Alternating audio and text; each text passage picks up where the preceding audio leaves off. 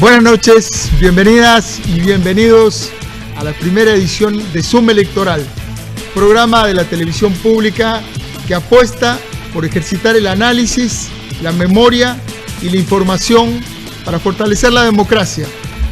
Este programa aspira a ser una invitación a pensar, a debatir y a reflexionar sobre las opciones que tenemos en esta campaña electoral. Vamos a estar todos los miércoles en esta casa, la de la televisión pública de Costa Rica, que es el Canal 13. Y en esta aventura me acompaña un verdadero equipo de lujo. La señora Vilma Ibarra, periodista de amplísima experiencia, directora de Hablando Claro en Radio Colombia. Buenas noches, Vilma, qué emoción tenerte en este set.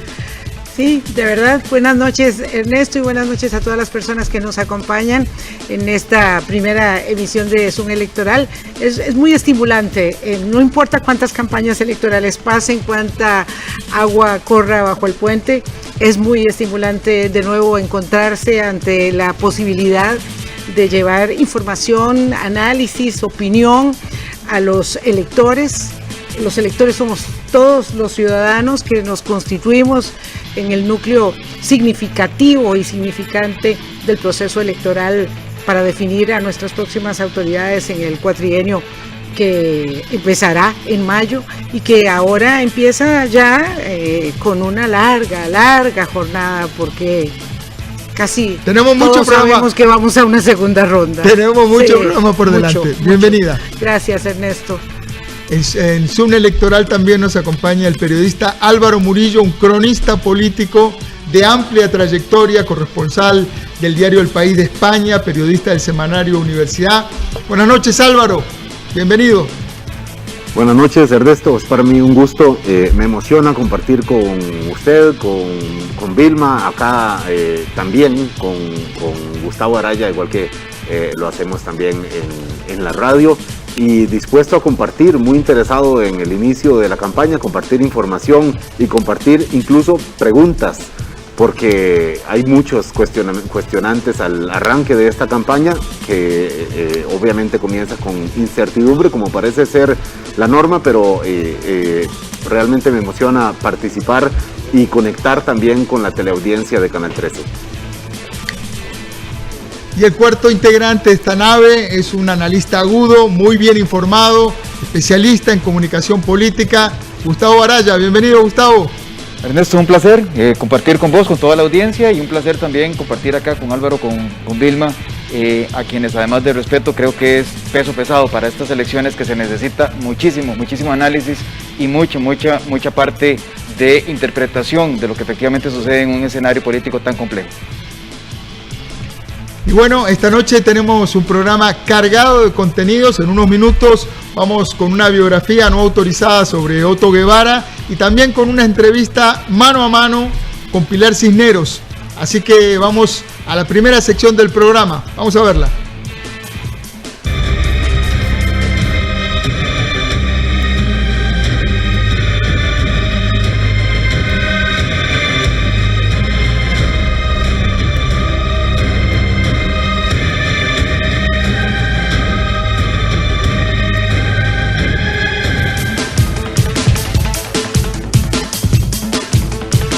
Y en esta sección que llamamos A Fondo, básicamente vamos a tratar de responder estas preguntas.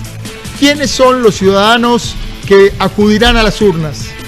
¿Dónde están ubicados estos votantes? ¿Cuáles son sus necesidades y preferencias? Vilma, ¿qué me dice? Nos vamos a encontrar con un electorado exigente, demandante, que en la democracia, como en casi todas las democracias, está planteando requerimientos de máxima exigencia, y eso significa, por supuesto, un desafío muy grande para los candidatos. Y no solamente hablo de los candidatos presidenciales, en esta oportunidad vamos a tener un énfasis muy determinante, estoy segura que los votantes también lo tendrán en la elección parlamentaria, porque es muy desafiante cómo se va a plantear la elección de la próxima Asamblea Legislativa. Bueno, esta noche tenemos a Pilar Cisneros, candidata a diputada.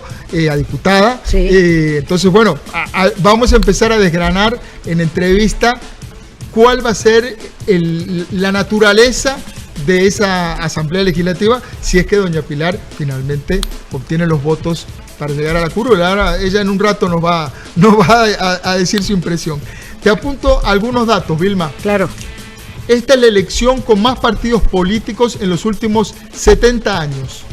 Y llegamos a un electorado de 3,5 millones de personas y 50.000 votos en el extranjero. No es poco, ¿eh? 50.000 sí. votos no son pocos.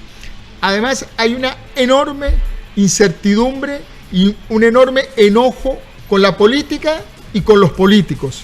La gente está que uno le echa una gotita y sale vapor. El otro elemento que está dando vueltas es que según la última encuesta del CIEP, del Centro de Investigación y Estudios Políticos de la UCR, la incertidumbre es enorme. La mitad del padrón no sabe si va a ir a votar.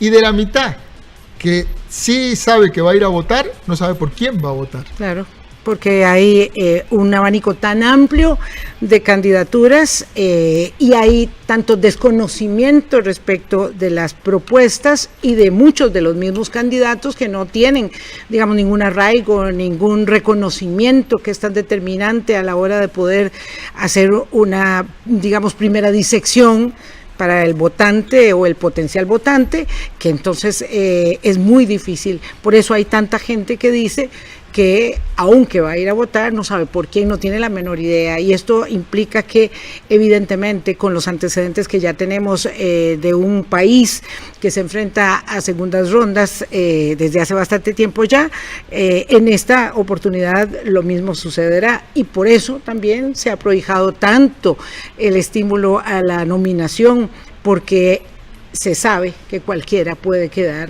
para la segunda ronda sembrado. Y esa es parte de la circunstancia, del desafío que nos enfrenta en esta campaña. Sí, claro. Otro dato que tira la encuesta del CIEP es que el rostro de esos indecisos, no sabemos los nombres, pero tiene cara de joven y de mujer. Sí, tenemos la posibilidad de ir dándole seguimiento en ese panel del CIEP y estudios que han hecho también el Estado de la Nación y otras organizaciones que siguen con mucho cuidado, con mucha agudeza el comportamiento de los electores para determinar en efecto cómo se van moviendo y cuál es la variación también de su comportamiento. Eso vamos a ver más adelante con Gustavo esta misma noche. Totalmente. Vamos a ver la nota que preparamos para esto. Vamos, adelante. El próximo 6 de febrero, más de 3,5 millones de ciudadanos acudirán a las urnas para escoger 60 nombres. 60 nombres que estarán en los cargos en donde se toman las decisiones más importantes para la vida pública del país. Se escogerán 57 diputados y diputadas y también se elegirá a un presidente o a una presidenta de la República y a 2 vicepresidentes. Estas 60 personas tendrán la responsabilidad de conducir a Costa Rica en los próximos y dificilísimos 4 años. Pero, ¿quiénes son los que acudirán a las urnas? Poco más de 3,5 millones de personas están legalmente habilitadas para ejercer su voto en estas elecciones nacionales.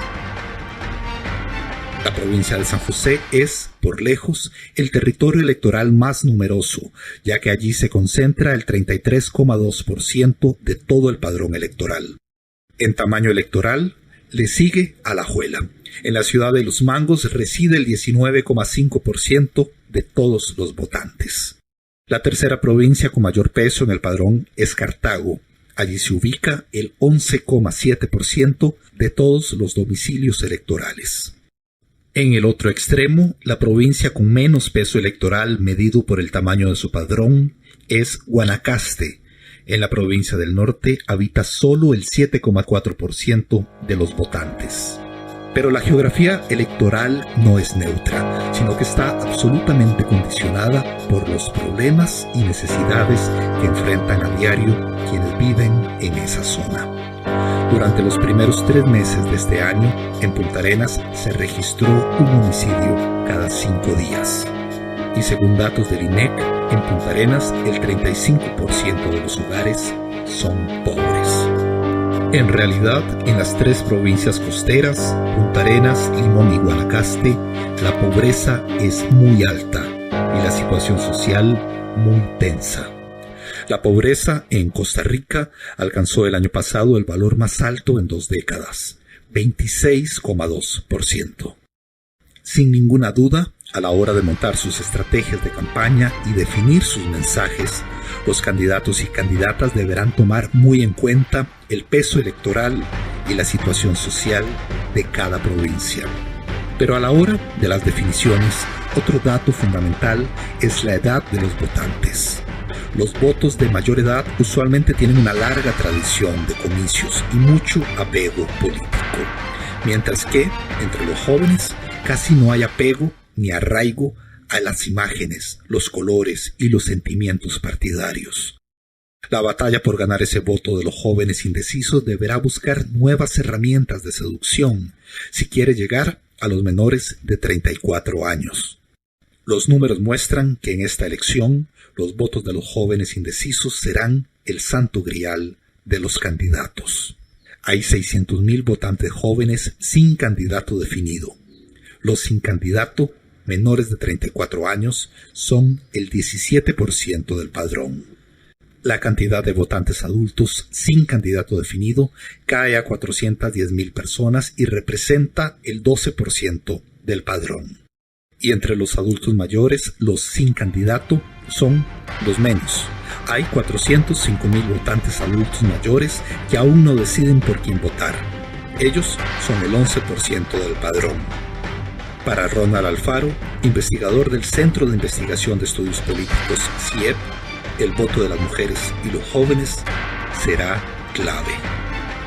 La indecisión es más alta en estas zonas del país y lo interesante es que en las provincias periféricas, Guanacaste, Punta Arenas y Limón, los niveles de participación electoral son más bajos que en las provincias del área metropolitana, ¿verdad? A veces la diferencia es como entre 10 puntos porcentuales, ¿verdad? O sea, la participación es menor. Por ello, también de alguna forma la indecisión, ¿verdad? A veces es no solo indecisión con una candidatura o con un partido, sino también decidir o no a votar, ¿verdad? Lo cual es también un aspecto muy importante. La participación ha sido más baja en estas provincias periféricas, ¿verdad? Y creo que no será la excepción en esta oportunidad también.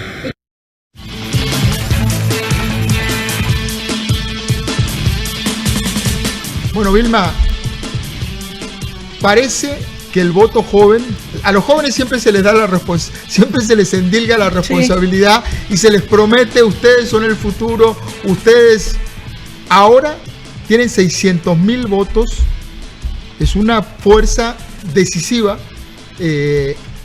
¿Cómo te parece que será, cómo te parece que los partidos intentarán aproximarse al corazón de ese voto joven?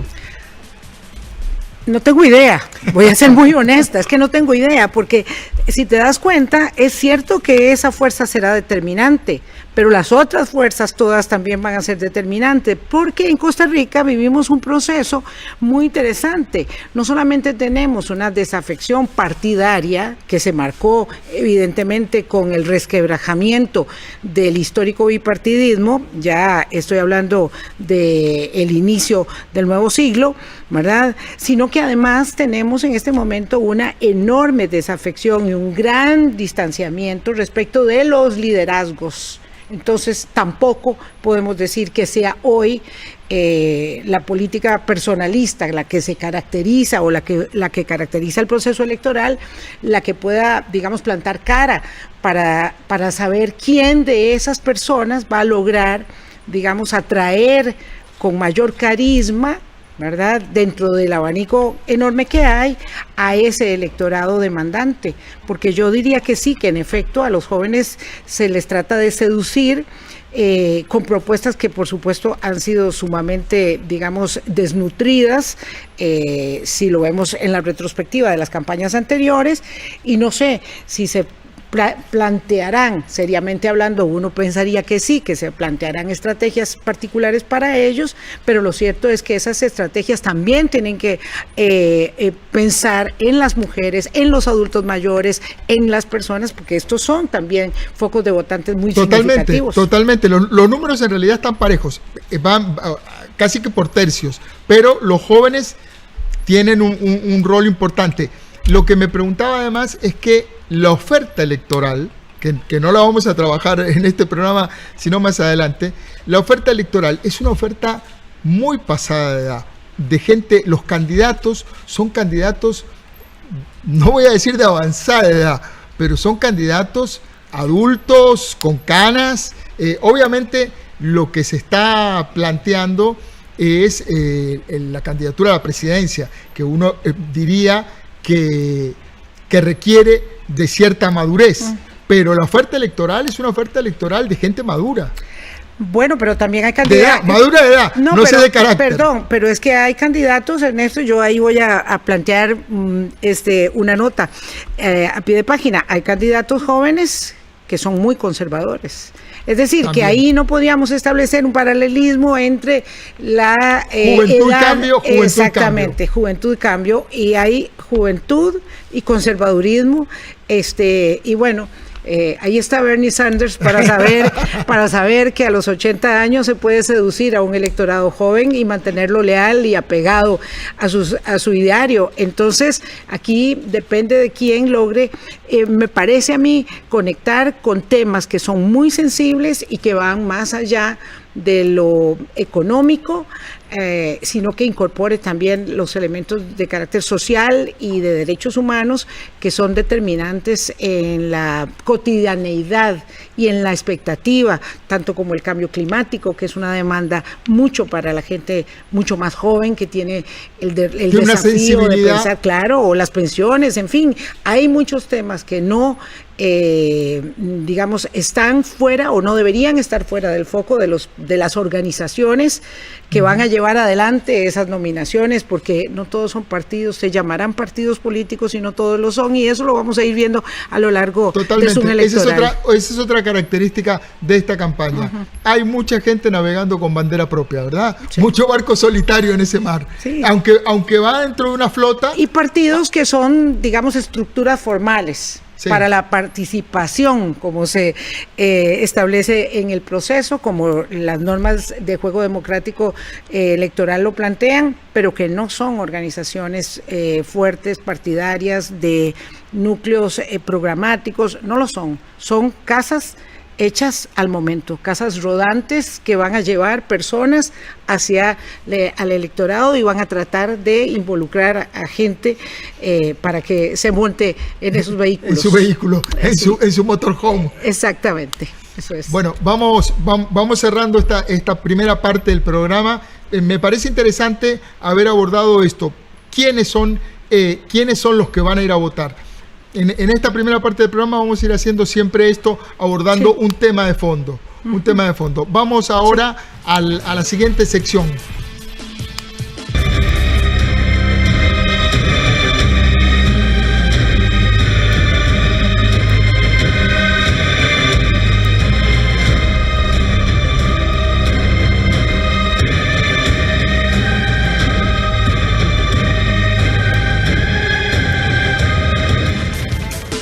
Bueno, hoy una buena parte de la conversación pública ocurre en las redes sociales.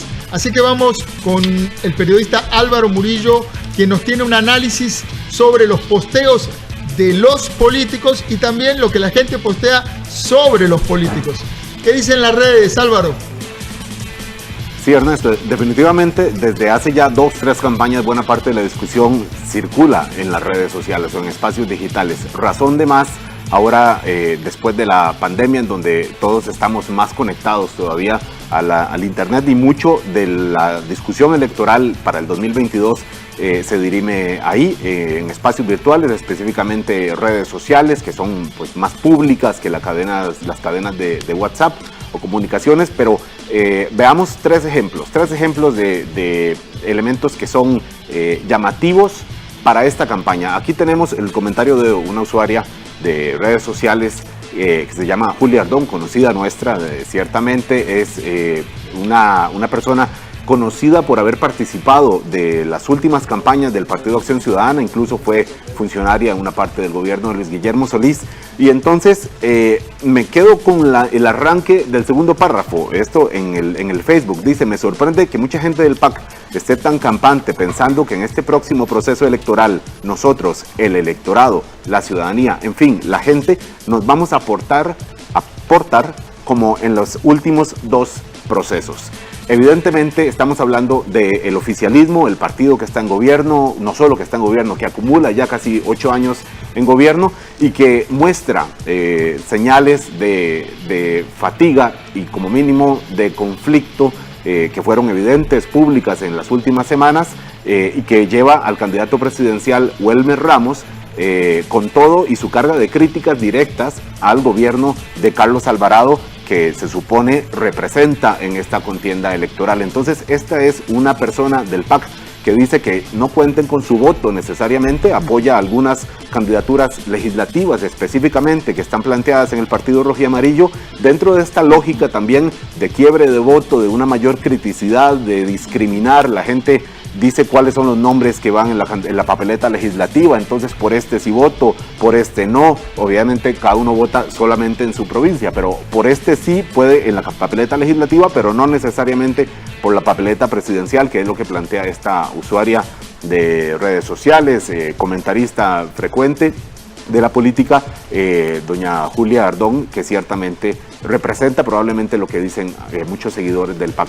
Un segundo mensaje, vamos al Twitter, un usuario que se llama JM-RS, no lo conozco, pero no parece ser una cuenta troll para nada, es un usuario real que podemos ver que recibió muchos likes. Es lo que dice, que en este país es más fácil abrir un partido político que un negocio.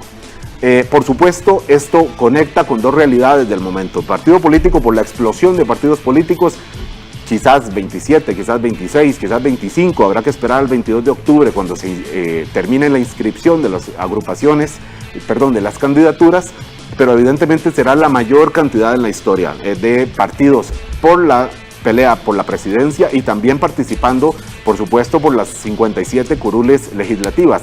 Esto en un contexto económico en donde el planteamiento es cómo hacemos, y probablemente vaya a ser uno de los temas centrales de la campaña, para generar empleo, para generar riqueza, para reactivar la economía, independientemente de lo que signifique eso de reactivar la economía, porque son sectores muy diversos en momentos distintos para sus reactivaciones. Y entonces el símil que hace entre negocio o apertura de negocio y apertura de partidos políticos, pues queda planteado ahí. Y luego este mismo usuario dice que qué curioso que su tweet, su mensaje, recibió muchos likes de gente de distintos flancos del espectro ideológico, del espectro incluso etario, porque ciertamente hay una criticidad con la figura de los partidos políticos, de por sí ya planteada por las encuestas diversas, por el deterioro que tienen. Y un último mensaje, un tuit ayer del candidato presidencial del Partido Liberación Nacional, José María Figueres.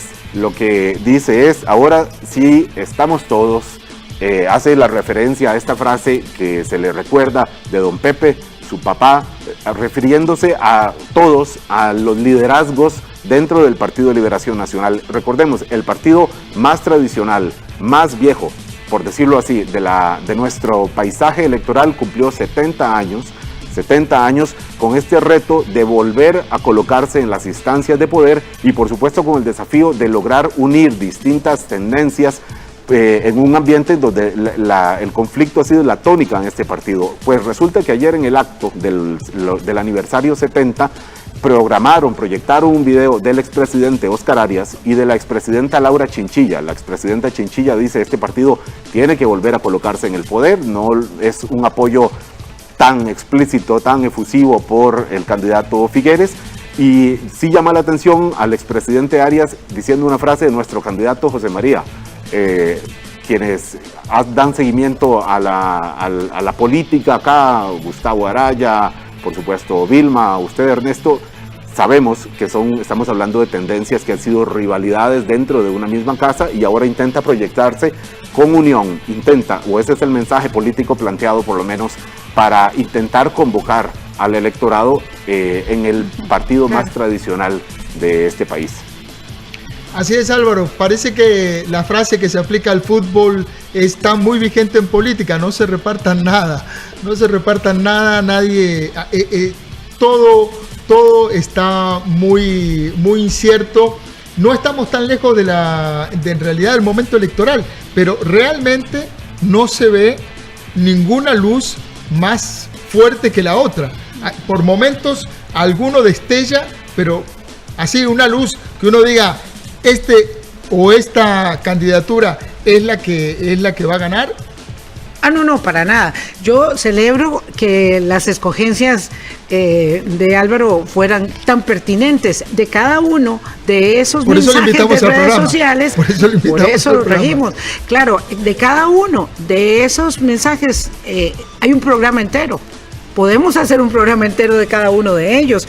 El quiebre del voto será determinante, ¿verdad? La creación de partidos políticos que no son creados al efecto de esta campaña. Esos partidos políticos estaban hechos desde hace décadas en algunos de esos casos. En algunos casos son partidos que que combustionan en el momento del proceso electoral, partidos por los que incluso, y es que este es un tema muy interesante que tenemos que ver, por lo que incluso se han pagado sumas millonarias para poder utilizarlos y hacerlos vigentes. Es como cuando usted manda a reparar un carro que tiene ahí guardado y no lo usaba y de pronto sí lo va a poder usar. Y en el tema de Liberación Nacional, ni que decirlo, es determinante para el liberacionismo conjuntarse, siendo que es la primera minoría en todas las encuestas que puntúa, pero que no le alcanza en absoluto para asegurar su participación en la segunda ronda electoral, ni siquiera en la segunda, o sea, para la segunda ronda. Esa seguridad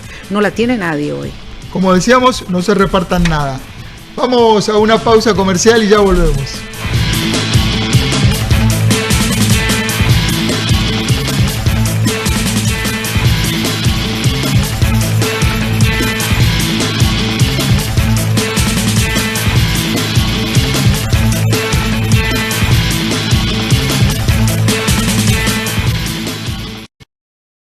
Con cámara en mano, los reporteros de DW registran los sucesos de actualidad, los acontecimientos internacionales o las curiosidades de la vida cotidiana.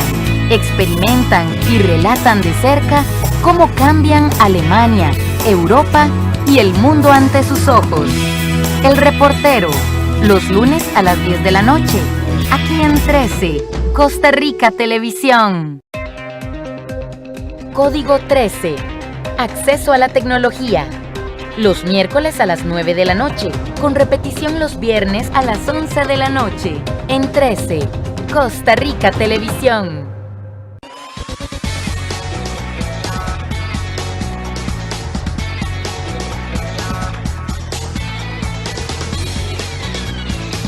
El 13 te mantiene en forma, acción y movimiento desde tu casa con Promuévete. De lunes a viernes a las 5:30 de la mañana. Los sábados y domingos a las 8 de la mañana.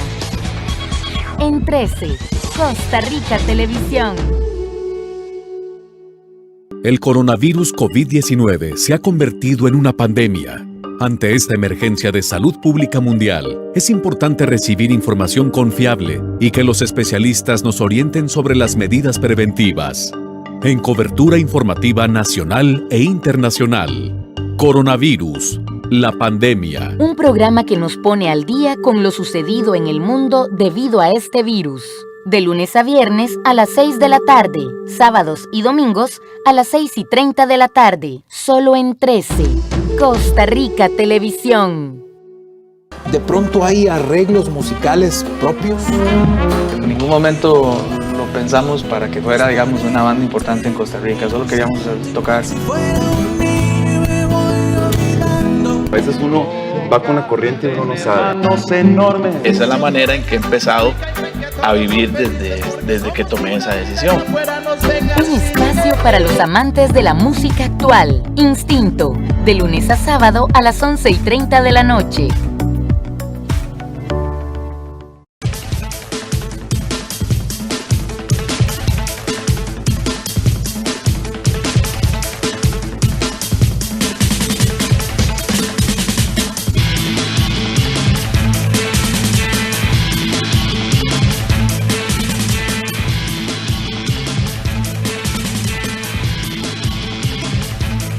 Estamos de regreso y otra de las características de estos días que se siente en las redes, pero que también se siente en el mundo físico de una manera muy intensa, es esta sensación que hablábamos recién con Vilma Ibarra de la incertidumbre sobre qué pasará en estas elecciones, incertidumbre además sobre qué van a hacer finalmente los candidatos y candidatas que ganen.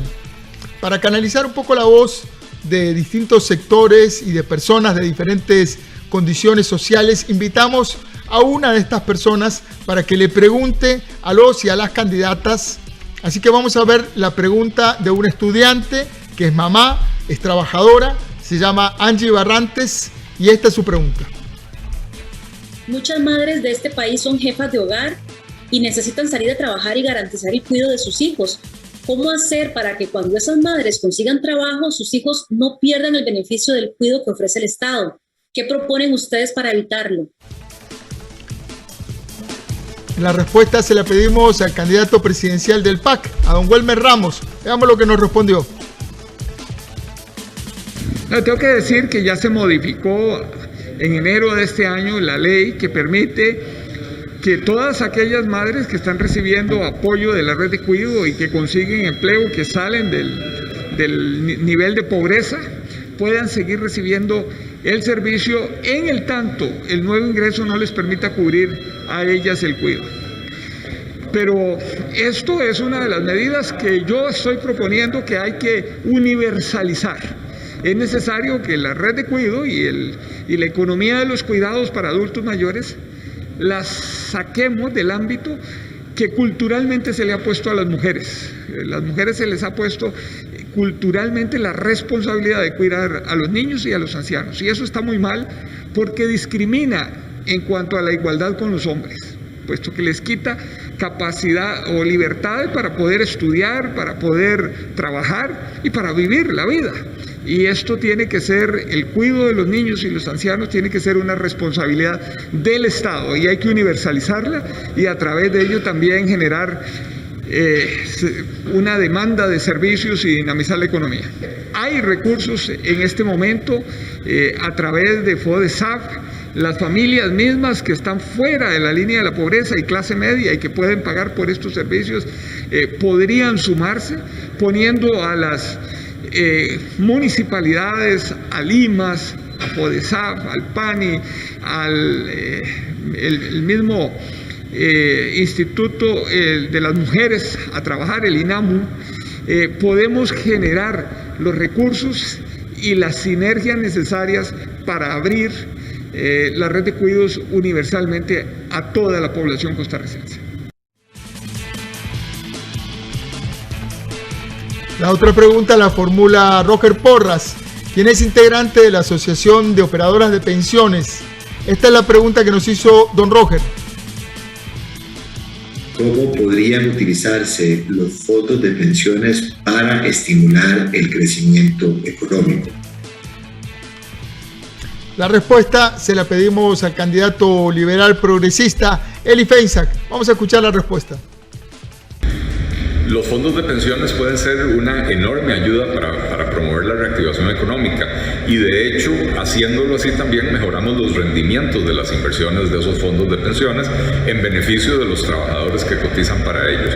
Por ejemplo, en muchos países se utilizan los fondos de pensiones para financiar la construcción de obras de infraestructura. Ellos pueden invertir en diferentes etapas del desarrollo de estos proyectos, generándole un ingreso o un flujo flujo de ingresos al fondo de pensiones a lo largo de la vida útil de esa obra de infraestructura.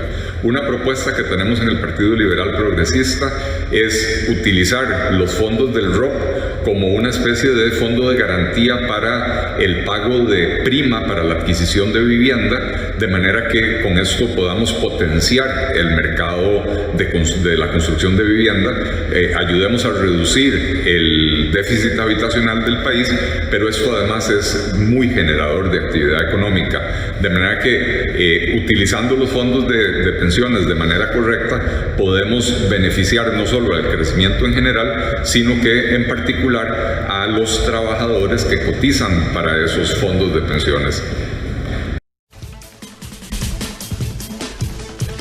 Y ahora vamos a ver qué hacemos con todos estos datos, cómo los partidos van a aplicar estrategia para estos datos. Así que vamos con Gustavo Araya y Vilma Ibarra, que nos cuentan sobre eso.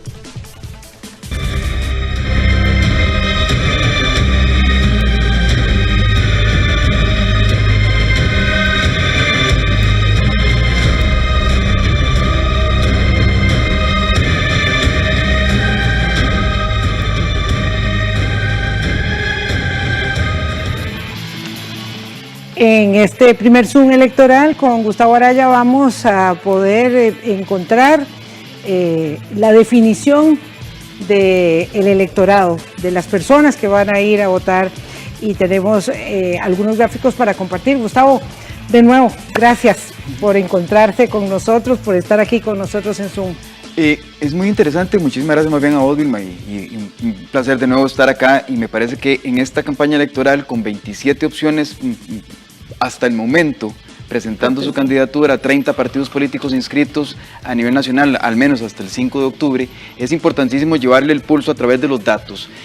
Si podemos ver en términos de la campaña electoral, tenemos una población altamente, por decirlo de alguna manera, altamente desinteresada. Decía el Centro de Investigación y Estudios Políticos de la Universidad de Costa Rica que lo que tenemos en este momento es prácticamente una población que está de alguna manera sin motivación en lo fundamental, ¿verdad?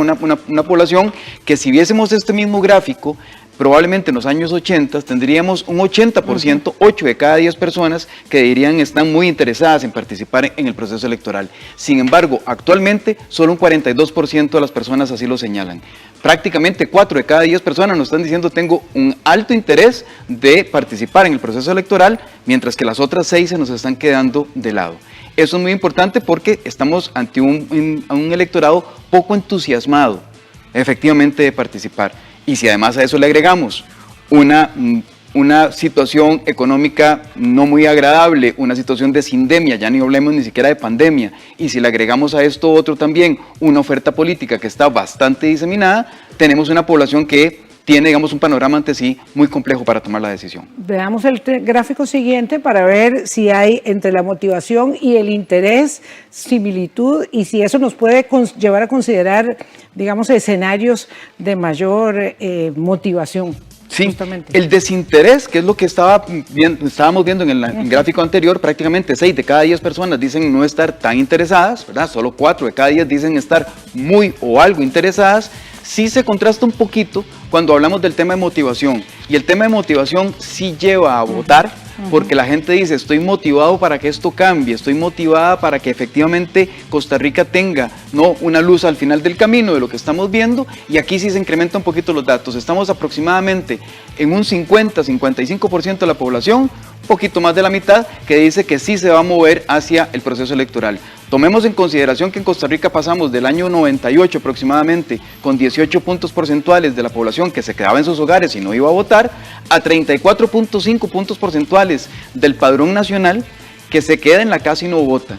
En este caso tenemos para este momento, al menos de la elección nacional, un 45% de la población que podría estar digamos, de alguna manera en abstencionismo. Muy peligroso para nuestra democracia. Y muy elevado respecto demasiado de las campañas anteriores también. Absolutamente. Sí, no me refiero ya al abstencionismo histórico, aquel que nos hacía sentir tan orgullosos, que era tan limitado, tan pequeñito, ¿verdad? sino al abstencionismo incluso de los últimos procesos. Abstencionismo que se ha venido acrecentando no solamente en Costa Rica, sino que en otros países, ¿verdad? En donde hemos caído precisamente en esto. La fragmentación partidaria ha sucedido en toda Latinoamérica prácticamente y viene acompañada de un alto nivel de abstencionismo en las urnas. Y esto es un tema también importante para Costa Rica porque, de nuevo, en un panorama de 30 partidos políticos que se disputen la presidencia de la República, una menor cantidad de electorado que vote significa una mayor fragmentación de ese voto y ya no necesitaríamos entonces, por ejemplo, 20 o 25 puntos porcentuales del padrón nacional o de la votación nacional, perdón, para quedar en primera ronda, sino que se podrían utilizar, digamos, se podrían requerir de muchos menos porcentajes, pero eso lo vamos viendo en suma electoral cuando lleguemos por ahí del mes de diciembre, Dios primero. Vamos a ver entonces si con esos indicadores de los cuadros anteriores podríamos hablar de, digamos, respaldo y seguridad en cuanto a la institucionalidad que soporta el proceso. Sí, es muy interesante. Es muy interesante en el anterior. Sí. Porque estamos hablando del grado de preocupación y tranquilidad con los resultados del proceso electoral del 2022.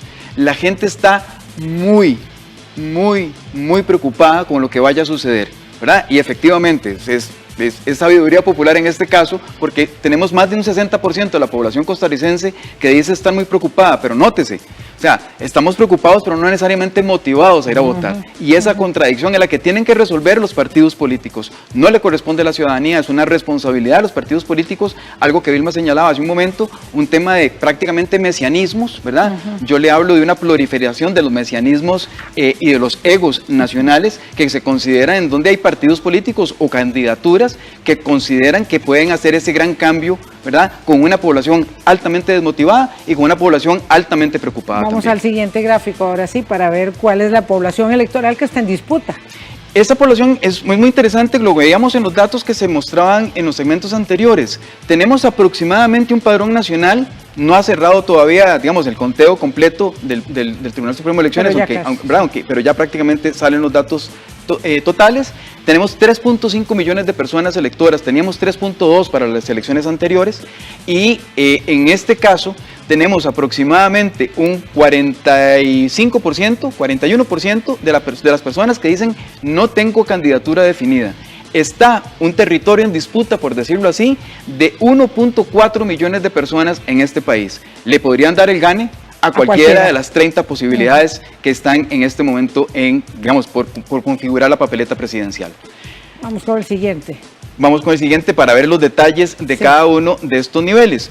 Cuando hablábamos de que efectivamente el voto en Costa Rica, especialmente el voto no decidido, tiene, como dicen, rostro de mujer, es claramente eso, ¿verdad? Son las mujeres, más que los varones, 48% de las mujeres dicen no tener una candidatura definida, mientras eso sucede solamente con el 34% de los varones.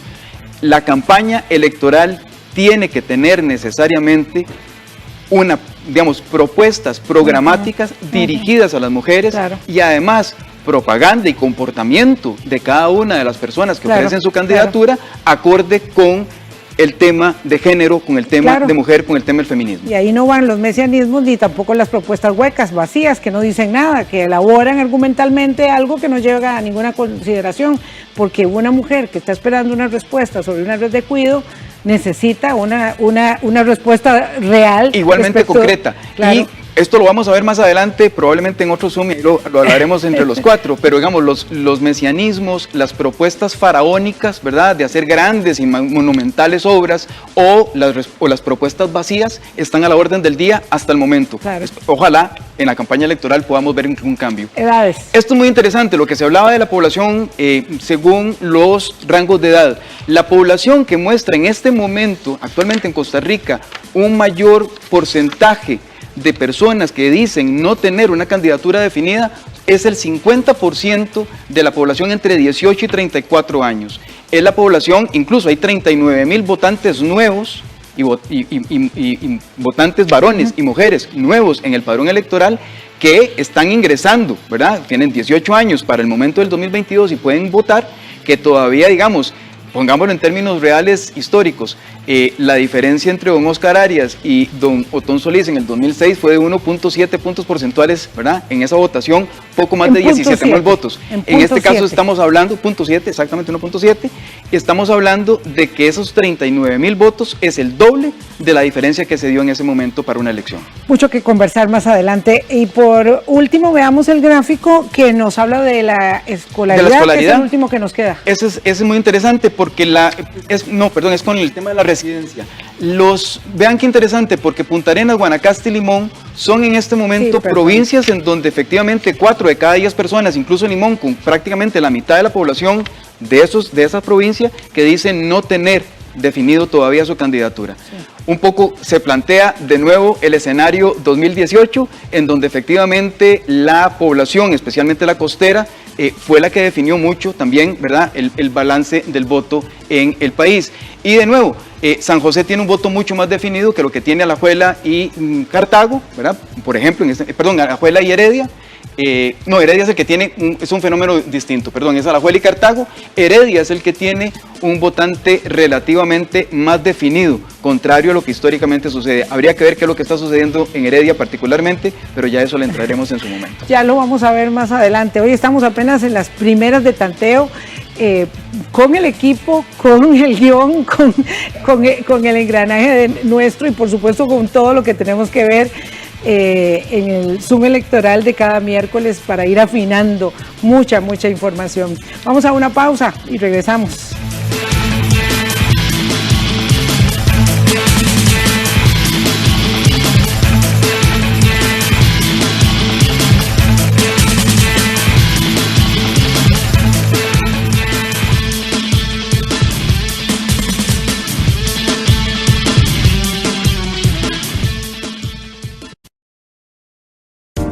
Animados, drama, comedia, historias, música, danza. Todo lo que hacen nuestros artistas nacionales en Cine en Cortos. Los jueves a las 9 de la noche, con repetición los domingos a las 11 de la mañana. Aquí en 13, Costa Rica Televisión. Hay un lugar donde el tiempo se detuvo, donde los éxitos de la música en español nunca pasan de moda y donde los grandes intérpretes de los 70s, 80s y 90s nunca envejecen. Musicales del 13, tu programa con los clásicos de siempre, pero ahora con nueva imagen. Los sábados a las 9 de la noche, solo por 13, Costa Rica Televisión. Todos los domingos a las 7:30 de la noche tenemos el sorteo de la Lotería Nacional. Desde la Junta de Protección Social de San José. Solo en 13, Costa Rica Televisión. Veamos de cerca a las mujeres que marcan un rumbo en América Latina. Soy Joanny Sánchez. Hola, soy Natalia Orozco. Somos Fuerza Latina. Eso, Fuerza Latina. Cada quien con su forma de abordar las cosas. Estaremos recorriendo América Latina en busca de las mujeres que desde sus comunidades, sus pueblos, sus ciudades están inspirando el mundo. Felices, empoderadas, con una motivación, con una esperanza de vida. Esto es increíble. Este es un viaje para conocer sus luchas, sus retos, sus logros. Acompáñanos a encontrar Fuerza Latina, los domingos a las 2 de la tarde, solo en 13, Costa Rica Televisión.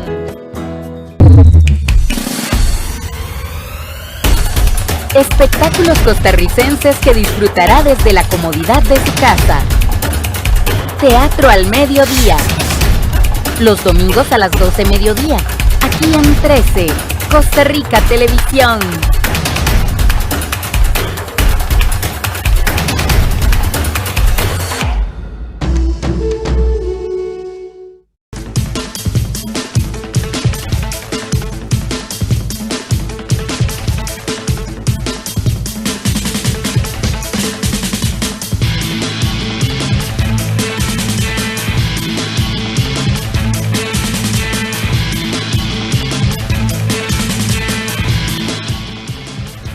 Bienvenidos de nuevo a Zoom Electoral y a esta sección que se llama Biografía no autorizada. En este primer programa está enfocado en un personaje político que podría escribir perfectamente en primera persona toda la reconfiguración del sistema político en Costa Rica.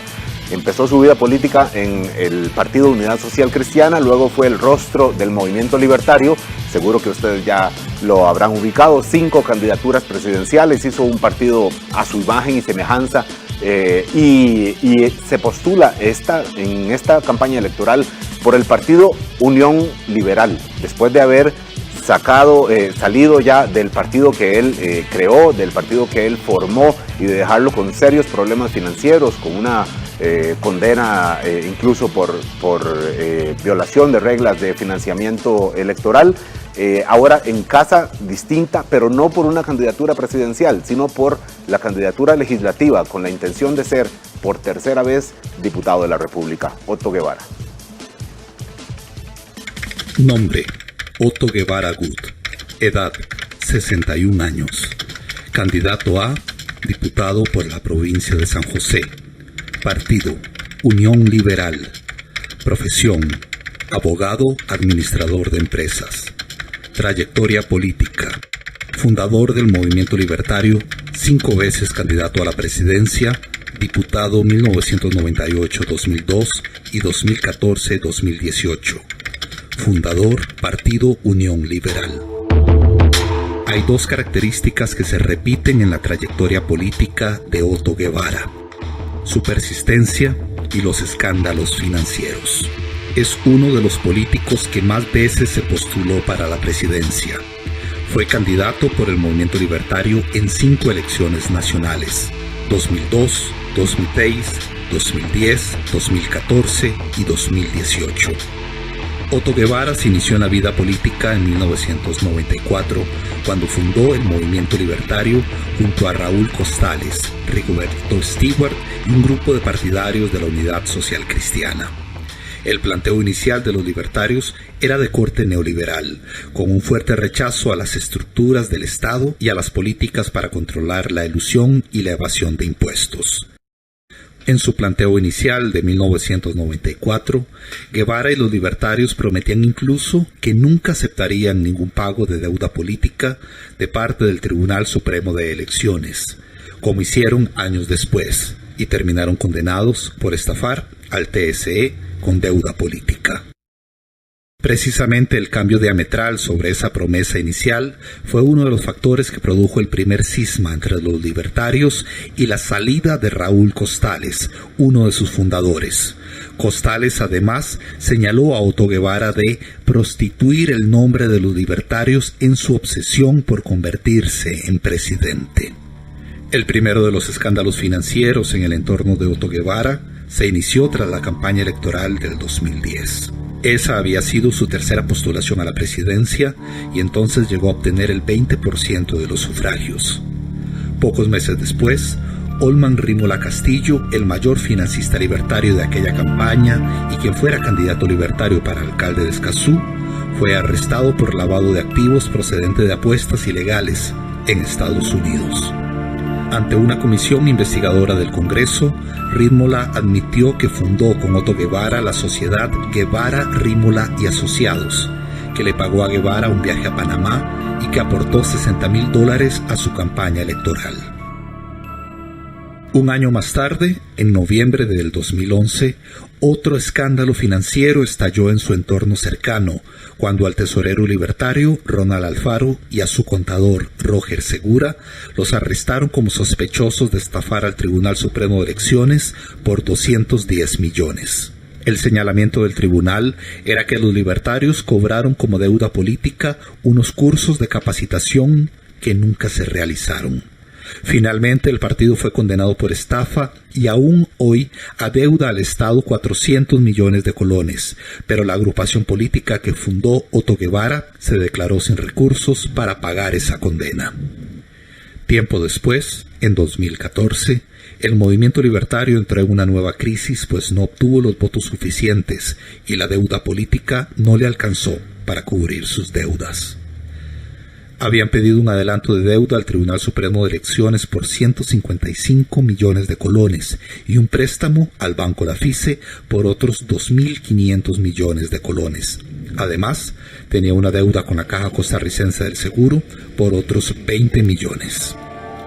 En 2017, el nombre de Otto Guevara volvió al terreno de las controversias policiales y económicas por su relación con el importador de cemento desde China, Juan Carlos Bolaños.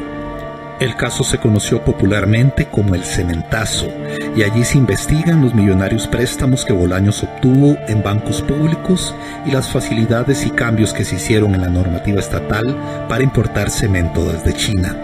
En aquel momento, desde su curul como diputado, Otto Guevara hizo una encendida defensa de la importación de cemento desde China. Desde hace mucho tiempo, dijo el entonces diputado Otto Guevara, hemos levantado la voz contra el oligopolio del cemento de dos multinacionales, Cemex y Holcim, que se reparten el mercado en 50-50. A Guevara lo investigaron por supuesto tráfico de influencias a favor del empresario cementero. En su defensa, el libertario alegó que siempre estuvo contra los monopolios y que además sostenía una relación de amistad con Juan Carlos Bolaños. Durante la investigación judicial del caso, la Oficina de Planes y Operaciones del OIJ indagó en los registros telefónicos de Otto Guevara y analizó el comportamiento y la frecuencia de las comunicaciones entre el entonces diputado y el empresario cementero. Las pesquisas se concentraron en los 14 meses previos a que la Fiscalía recibiera una denuncia por supuesto tráfico de influencias de Guevara y otros diputados para facilitar la importación de cemento traído desde China. El estudio del OIJ reveló que en ese periodo previo a la denuncia, Otto Guevara había llamado 266 veces al empresario cuestionado y había recibido 342 llamadas de Juan Carlos Bolaños. Durante la investigación legislativa del Cementazo, Roberto Arguedas, un piloto aeronáutico que condució un helicóptero para el empresario Juan Carlos Bolaños, dijo bajo juramento que transportó en ese helicóptero al entonces diputado Otto Guevara hasta la mansión de Bolaños en Tempate, Guanacaste.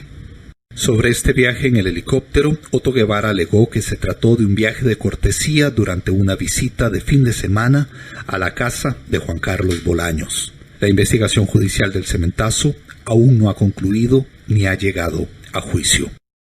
La última de las controversias con dinero y policías en el entorno de Otto Guevara llegó en marzo del 2018, cuando la entonces fiscala general Emilia Navas allanó un bufete de abogados en Los Yoses, donde Otto Guevara tenía su oficina, y encontró en una caja de seguridad 41 millones en efectivo sobre los que no había justificación sobre su origen.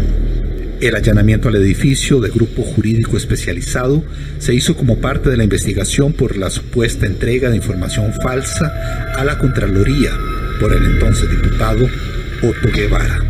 La Fiscalía General lo investigaba por la supuesta omisión de bienes a su nombre en su declaración jurada y por supuestamente ocultar su participación en sociedades anónimas.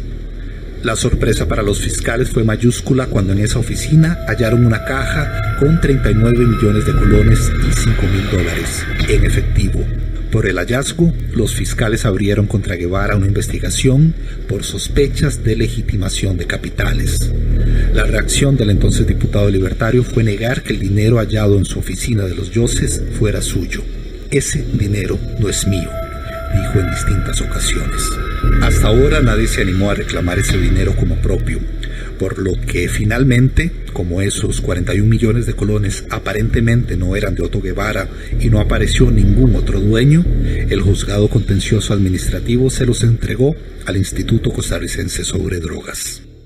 Ahora Otto Guevara tiene una nueva divisa política: el partido Unión Liberal, junto a su antiguo socio político Federico Malabasi, quien aspira por segunda vez a la presidencia de Costa Rica. Así, con esta trayectoria pública, Otto Guevara podría convertirse por tercera vez en diputado.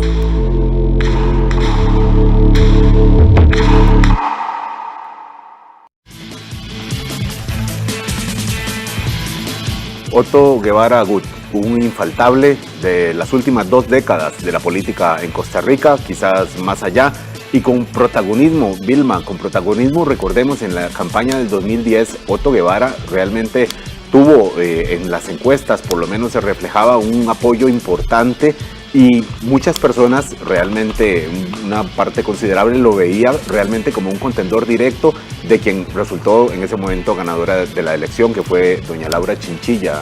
Vilma, no estamos hablando de un político marginal ni insignificante en la vida política de Costa Rica, ciertamente. Bueno, yo creo que seguramente en toda democracia habrá un Otto Guevara, un personaje de esas características, con esa cantidad de protagonismo, porque todas sus diputaciones han sido significativas, eso no se puede desmerecer. Ha sido de alguna manera el vocero de grupos económicos muy poderosos, y tiene una gran cantidad, por supuesto, de interrogantes. Otto Guevara no deja indiferente a nadie, y aunque este no sea su momento dorado, está acompañándose por una, digamos, dupla muy vital que ha tenido en su carrera política, que es Federico Malabasi, que además pretende ser diputado también con Otto Guevara. No solo es candidato presidencial, sino en la nominación también a la diputación.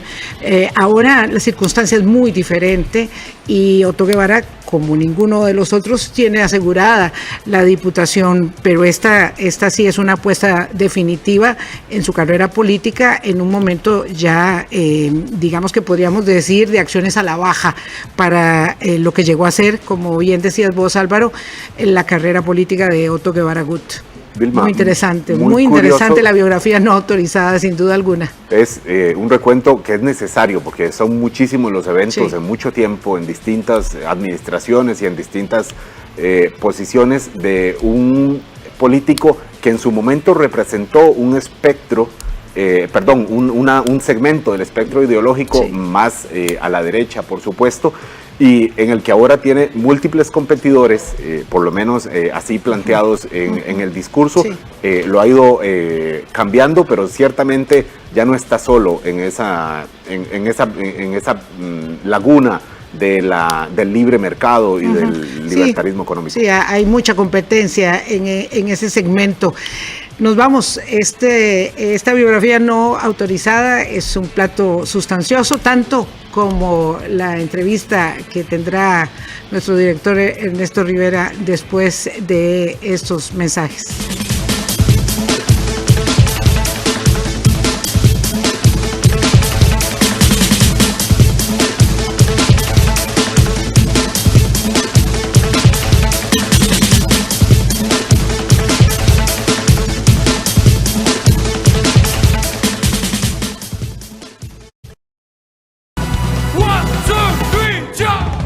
Las actuaciones más apasionantes de los mejores músicos de pop y rock, estrellas consagradas y jóvenes valores. En vivo, sin filtros. Véalos en Europa en concierto, los sábados a las 11 de la noche, aquí en 13, Costa Rica Televisión. Alex Galindo nos lleva a conocer las historias de jóvenes que se enfrentan al mundo con una característica que los ha llevado a ser señalados por la sociedad, el síndrome de Down. Alex y cada uno de ellos demuestran que no son raros, ni están enfermos, ni son ángeles. Son personas que ponen su talento a trabajar para vivir plenamente. Up Down. Muchos de nosotros hemos hecho cosas geniales. Los sábados a las 5:30 de la tarde. Aquí en 13, Costa Rica Televisión. Un programa que nos muestra nuestra fauna, problemas étnicos y humanos, con una calidad muy grande. Documentales UNED. Los miércoles 8:30 de la noche. con repetición los sábados a las 7 de la mañana y 4:30 de la tarde. Aquí en 13, Costa Rica Televisión. Código 13. Acceso a la tecnología. Los miércoles a las 9 de la noche, con repetición los viernes a las 11 de la noche. En 13, Costa Rica Televisión.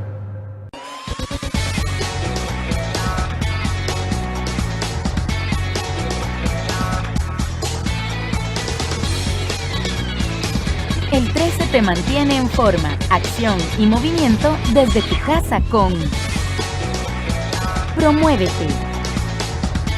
De lunes a viernes a las 5:30 de la mañana. Los sábados y domingos a las 8 de la mañana. En 13, Costa Rica Televisión.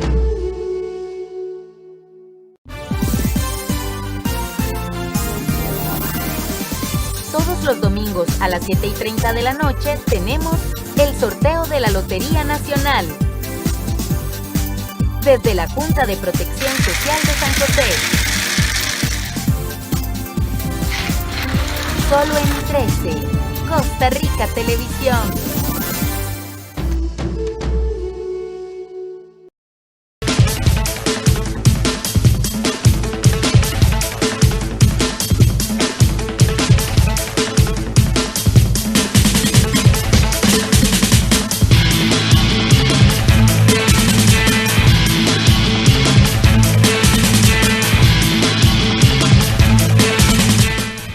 Bueno, y vamos ahora a nuestra entrevista de fondo esta noche en este primer programa de Zoom electoral.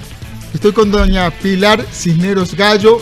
Sobran las presentaciones, periodista, empresaria. En realidad, adentro de un set de televisión y delante de una cámara, el que necesita presentación, acá soy yo y no usted. Jamás, pero si quiere invertimos. A mí me gusta más entrevistar que ser entrevistada, se lo confieso, don Ernesto, gracias. No invertimos, pero ha dirigido uno de los noticieros, el noticiero más importante, más visto, con más audiencia de la televisión durante muchísimos años. No voy a hacer matemáticas para... 22 años.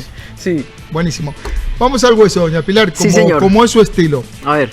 No hay duda de que usted es una de las personas más conocidas de Costa Rica. Usted no necesita presentación, es gastar tiempo. ¿Con ser famoso alcanza para ser candidata? ¿Con ser famosa es suficiente ser famoso para ser candidato? Yo creo que no. Definitivamente no. Creo que hay que ser conocido, porque yo no diría que soy famosa, soy conocida. Creo que hay que ser creíble. Creo que hay que ser sustancial. Creo que hay que ser de una sola pieza. La gente sabe quién es Pilar Cisneros y sabe qué esperar de Pilar Cisneros. Entonces los que me conocen y deciden que puedo llegar a ser una buena diputada votarán por mí. Y los que no, pues... Pero la gente la conoce como periodista, como presentadora, como una entrevistadora firme, agresiva por momentos. No la conoce como política, no conoce sus ideas. Conoce la imagen que damos los periodistas en tele, muchas veces apoyados por un prompter. Digo yo, que muchas veces... Mi gran amigo, el prompter. Exactamente. Pero ¿quién es la política Pilar Cisneros? Pilar Cisneros, la política es desconocida. Ok, Pilar Cisneros, la política, tiene un solo objetivo en mente. Y ese objetivo en mente es Costa Rica. Yo he hablado muy claramente con mi candidato Rodrigo Chávez y con la presidenta del partido, Luz María Alpizar, el Partido Progreso Social Democrático, y les he dicho muy claramente, la lealtad primera de Pilar Cisneros es con Costa Rica. ¿Por qué? Porque lo que me llevó a dar este paso, cuando yo jamás en mis 67 años le he dado la adhesión a ningún partido político, a ningún candidato, y creo que todos los periodistas, incluyendo doña Vilma, que trabajó conmigo muchos años en Canal 7, sabe que es cierto. ¿Y la pulsearon? Sí, pero es que yo creo que no... He tenido algunas ofertas, se lo digo, no muchas. ¿Por qué? Porque mi respuesta siempre es un contundente no. Ok, ¿qué me hizo cambiar de opinión? Uno, la desilusión, la rabia, la decepción absoluta que siento por ver lo que le está pasando a este país. Doña Pilar, yo he escuchado esa respuesta antes de su parte. Ese sentimiento es compartido por un número infinito de costarricenses. Diría que la mayoría del país tiene ese sentimiento. Sí, señor. Pero tener rabia, tener impotencia, tener decepción, no nos habilita para tener soluciones. Sí, claro. Yo lo que le estoy claro que sí. Yo lo que le estoy preguntando es, bueno, ¿qué ofrece Pilar Cisneros la política, no la ciudadana indignada? Ok, vean. Yo creo que si uno tiene un compromiso y un amor incondicional por la gente y por el país, puede tener ciertas soluciones. Ahora, las soluciones no las tengo yo. Las soluciones las tiene el candidato a quien yo apoyo, que es Rodrigo Chávez. ¿Y por qué? Porque Rodrigo Chávez es un político totalmente atípico. ¿En qué sentido? Igual que yo, nunca ha participado en ningún movimiento político, pero es un experto. Ernesto, es un experto en la medicina amarga que necesita el país en este momento. Ahora que toca el tema, hace la figura de la enfermedad. Usted ha dicho varias veces que su diagnóstico de Costa Rica es un país que parece que tuviera cáncer, sí, señor, gravemente enfermo, sí, que necesita especialistas y que ya no se puede improvisar más. No hay más espacio para la improvisación. Eso lo ha dicho usted. Pero usted no tiene experiencia política. Don Rodrigo Chávez no tiene experiencia política. Los dos vicepresidentes que están proponiendo no tienen experiencia política. ¿Le parece responsable que votemos por unos novatos, políticamente hablando? Me parece absolutamente responsable y me parece absolutamente irresponsable que sigamos votando por lo mismo de siempre que nos han traído a donde estamos ahora. ¿Ok? José María Figueres tuvo 4 años de gobierno. Liberación Nacional ha tenido en los últimos 70 años, no he sacado la cuenta exactamente, pero la gran mayoría de los años en el poder. ¿Y a dónde nos han traído, Ernesto? Entonces, además, usted me dice, Rodrigo Chávez no tiene experiencia política partidista, pero tiene cualquier cantidad de experiencia política ¿en qué? En lidiar con presidentes, con primeros ministros, con la gente que tenía que implementar los cambios en los países donde él ha trabajado. A mí me parece que eso es experiencia política. Y yo le digo una cosa, los políticos con demasiada experiencia no necesariamente son exitosos, ¿o sí? ¿O sí? Que lo juzguen los costarricenses. Yo le pregunto a usted, ¿está mejor que hace 4 años o que hace 8 años? Sí, las circunstancias no son solamente de los políticos, pero sí la experiencia política es importante.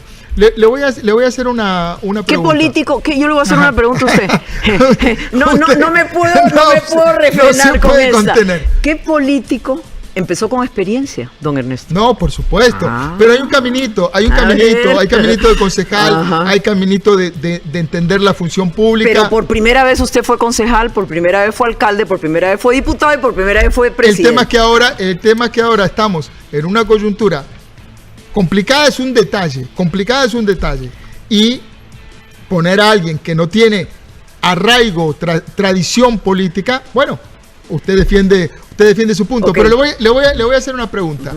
Don Rodrigo Chávez utilizó a la empresa de Doris Peters, ¿sí?, para contratar o para entrevistar a sus candidatos a vicepresidentes.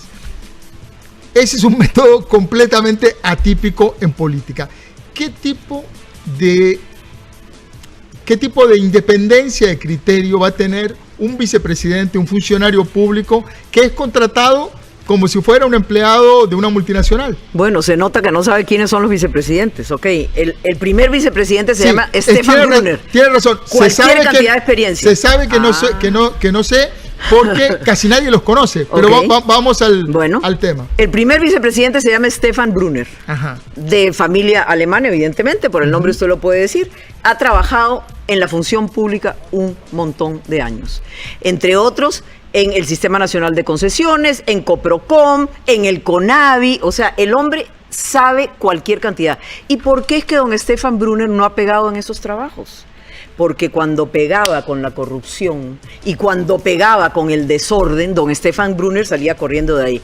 Nuestra segunda vicepresidenta, la doctora Mari Munive, trabajadora a tiempo completo en la Caja Costarricense del Seguro Social, médica de familia, con una experiencia. En este momento ella es la coordinadora del área de emergencia en el sector central de San José para el COVID. ¿Qué más experiencia tiene? Perfecto, tienen experiencia. tienen experiencia en sus campos, pero eso los cohesiona como partido, tienen experiencia para tener un proyecto político, es decir, un partido político es un proyecto de ideas, es una comunión de ideas. Aquí ustedes, el partido está contratando gente como si fuera a armar una empresa. ¿Sabe qué es lo que nos cohesiona? Ajá. ¿Sabe qué es lo que nos cohesiona? ¿Qué? El número 1, el amor por el país. El deseo de que los costarricenses tengan una mejor calidad de vida, Ernesto. Eso es lo que nos cohesiona. ¿Alcanza ¿Alcanza el amor por el país? Claro que alcanza. Ojalá los políticos que nos han gobernado en los últimos 40 o 50 años hubieran tenido el amor por Costa Rica, porque no nos hubieran llevado a donde nos han llevado. No nos hubieran endeudado como nos han endeudado. No nos permitirían invertir 1.830 millones de dólares, Ernesto. Eso es lo que nosotros invertimos todos los años en paliar la pobreza. Y dígame usted si hemos logrado paliar la pobreza. O sea, no le tienen amor al país porque se atreven a derrochar plata, porque se atreven a que se pierdan 65 millones de dólares en la carretera de la zona norte, porque se atreve el Ministerio de Educación a comprar 8.000 millones de colones en terrenos que no sirven para construir escuelas y colegios. Entonces, se atreven a pagarle a un funcionario de la caja. Está clarísimo, doña Pilar, que el país no va bien y que la clase política no ha hecho las cosas bien. Nos ha traicionado. No. Sí. Las palabras son suyas. Sí, las palabras son mías. Nos han traicionado. Porque nos han ofrecido el oro y el moro. Y a la hora y la hora, cuando yo hago el repaso 4 años después de que salió A, B o C, el país está peor de lo que cuando él entró. Entonces, o ella. Entonces, ¿hay una estafa o no hay una estafa? ¿Hay una traición o no hay una traición? ¿Cuál es el proyecto político del partido? ¿Qué es lo que propone? ¿Qué es lo que proponemos? Proponemos un país mejor, un país bien administrado, un país donde el dinero, porque la gente dice, no, es que ese es el dinero del gobierno. Óigame, don Ernesto, ¿usted sabe si el gobierno produce dinero? No, el gobierno es suyo, es mío, es de Vilma, es de todos los que estamos aquí, ¿me entiende? Entonces, este es el país del dinero de nadie. Aquí todo se vale. Entonces, todos los días usted abre la prensa, porque usted también es periodista y muy bien informado, y todos los días se va a encontrar una noticia, se perdieron no sé cuántos millones aquí, no sé cuántos millones allá. Al señor gerente, funcionario de la caja, que se atrevió a comprar las mascarillas y las batas, que puso en riesgo a nuestros médicos y nuestras enfermeras. En una pandemia. Lo mandamos un año a la casa, le pagamos 74 millones de colones, el salario completo, no pasó nada y ahora renunció. Doña Pilar, pues Ernesto, eso no se vale, no se vale. Usted ha dicho que solo pone las manos en el fuego por Pilar Cisneros. Sí, señor. El Tribunal Supremo de Elecciones le preguntó a la fundadora del partido, Luzmeri Alpizar, cómo financiaban la campaña. Doña Luzmeri no pudo explicar y el partido pidió retrasar la respuesta. ¿De dónde sale la plata que financia la campaña de don Rodrigo Chávez? ¿Usted sabe, hay un fideicomiso, de dónde viene, cuál es el origen? Hay un fideicomiso, efectivamente, hasta el 6 de octubre, porque usted sabe que no se puede cobrar la deuda política los gastos del partido no se pueden cobrar como deuda política, sino del 6 de octubre para acá, cuando ya el tribunal habilita eso. Hay un fideicomiso. ¿Quién colabora en ese fideicomiso? Hay varios empresarios que están colaborando con eso. Eso habría que preguntárselo a don Rodrigo Chávez. Doña Pilar, usted es tan oficiosa y ha andado tanto por estos caminos que son tan complicados, tan llenos de barro, ¿no preguntó quién pone la plata? Yo pregunté quién pone la plata y conozco a algunos de los que ponen la plata. No estoy autorizada para decir quiénes ponen la plata. Es gente, por lo menos, que a mí me merece confianza. A mí me encantaría que esa pregunta se le hiciera a don Rodrigo Chávez o a doña Luzmeri Alpizar. Yo no manejo un 5 del partido. Ni cobro un 5, ni me pagan un 5, ni nada. Buenísimo, pero se la hago a usted, que la candidata y la candidata por San José a diputada, y una figura súper prominente, y una persona que además en su trayectoria pública ha exigido y ha expulgado cuentas de cientos de políticos. Estoy en modo Pilar. Sí, claro. Este momento. Usted sabe qué es lo curioso, y yo ahora estoy en modo. O sea, y lo curioso es eso. O sea, ¿cómo Pilar Cisneros me dice que no sabe de dónde viene la plata? No, sí sé de dónde viene la plata. Ya le dice, de un grupo de empresarios. Pero no me puede decir de quién. Pero no, esos empresarios no necesariamente han dicho, yo quiero decir que yo estoy dando la plata. El fideicomiso ha sido sujeto a un escrutinio muy riguroso sobre quiénes pueden poner en esa plata. De hecho, yo sé que han venido gente que dice yo quiero aportar y cuando se ve que es de una condición dudosa le dicen no pueden aportar. O sea, lo que yo no estoy autorizada es a decirle quiénes son. Y bueno, eso, como decía Cantinflas, ahí está el detalle. Yo espero que usted invite a don Rodrigo Chávez y que don Rodrigo Chávez le diga quiénes son los que lo están apoyando a él. Por supuesto. O sea, ojalá que lo diga antes. Ojalá que lo diga antes que yo lo invite. Por supuesto. Digo, porque la gente debe saber quién paga el baile. Sí, el que paga la música. Además, me da risa en eso, porque si fuera un baile, o sea, se han puesto 6 bailes, se gastaron en 2 anuncios que costaron 2,5 millones cada uno en la televisión, en los cortes del partido, y punto. Estamos arañando porque no hay plata. Así Doña es Pilar, fácil. no hay plata. O sea, le voy a, no sé si usted lo sabe o no lo sabe, me lo contesta con toda su integridad. Claro. ¿Compraron el partido en 200 millones? Compraron, jamás. El partido como tal, el partido como marca. Para nada. El partido lo ofreció doña Luz María Alpizar y la asamblea. Entiendo yo que varios candidatos pasaron por ahí ofreciendo su nombre, no les gustó. En un momento dado decidieron que les gustaba don Rodrigo Chávez. Yo en ese entonces ni estaba en el panorama ni en el escenario del partido. Y le ofrecieron a don Rodrigo, ok, láncese usted. Es más, vea que en otros partidos le cobran 40 millones a alguien para ser diputado. Pues yo no he puesto un 5, ni voy a poner un 5. Lo que pongo es mi trabajo, porque sí he estado trabajando. Está poniendo un montón, está poniendo el capital de su vida, que es su nombre. Bueno. O sea, no es que está poniendo un 5, está poniendo el capital de su vida, que es la marca Pilar Cisneros Gallo. Exactamente. No sé si se la cotizaron. No sé. Debería. Que le hemos revalorizado y estoy poniendo mucho trabajo tratando de convencer a la gente que si queremos un cambio no podemos votar por los mismos. Y ese es mi gran argumento. Y además mi otro argumento, yo les digo, vea, yo los reto y lo reto a usted. Investigue todos los currículos de todos los candidatos. Y dígame si encuentro uno mejor que él. No sé, tal vez lo encuentre usted, yo no lo encontré. Vamos a la sanción de acoso sexual que le impuso el Banco Mundial a don Rodrigo Chávez. Usted ha dicho que esas conductas que don Rodrigo cometió fueron un error y que fueron conductas inapropiadas.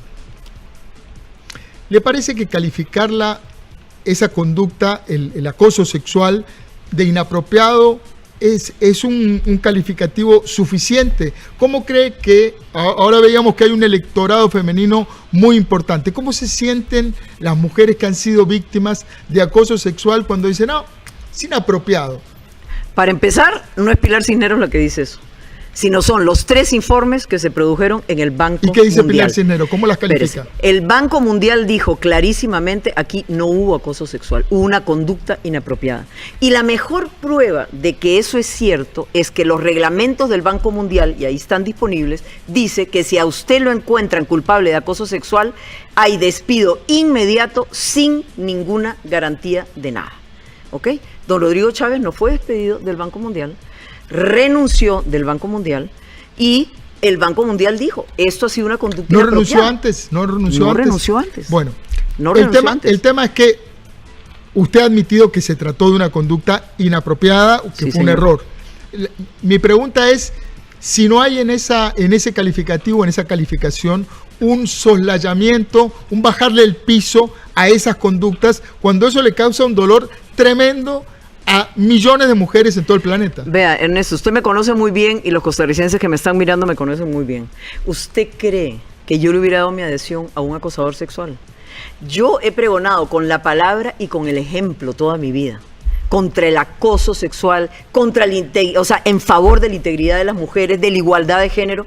Yo fui la primera mujer directora de un noticiero de televisión. Fui la primera mujer fundadora de una empresa de comunicación. ¿Okay?